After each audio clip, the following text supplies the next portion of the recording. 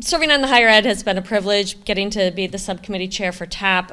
We did close the ever-known TAP gap, the ever-elusive TAP gap this past year.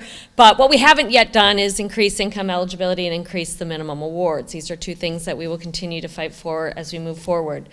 If higher education is the great equalizer, if we sort of see that as the equalizer in our country for opportunities, then affordable and quality state public education is the bedrock of that. And we have seen over the last 10 years with austerity budgets, there was some sort of improvement over the past few years, and at least on the capital side, which is great, and we all love new buildings, and we love to put those investments in that infrastructure.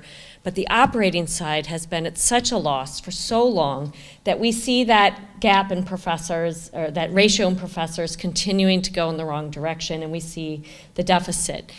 So last budget was a great one in terms of a first step, but when you even look at the $60 million, or you start to say, oh, those are big numbers, but when you spread it across campuses, it doesn't touch these deficits, and it doesn't get us to the place where we need to be in terms of the faculty and professors that we have at our SUNY campuses.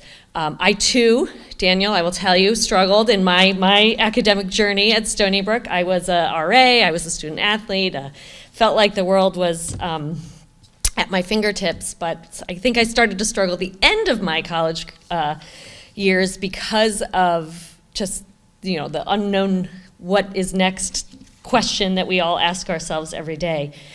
So when I came home, I was a few credits short and ended up at SUNY Brockport to finish it. And it is the beauty of the SUNY system, right? Like, I didn't have the ability to travel back to Long Island to finish what I needed to finish. So having a system that was so easy to work within in terms of making sure I finished my degree really helped. I also took one of the best classes ever by Professor Hayen at SUNY Brockport, which was a contemporary poetry class, which doesn't fit at all into what I do today, but was critical in critical thinking, something I feel like we all are struggling with right now in terms of making sure that everyone is a critical thinker and can see information and process it and understand it in a way that helps move us along. But I also now serve as a mom of 3, including a senior in high school, so making sure SUNY stays affordable is very much at the forefront of my mind.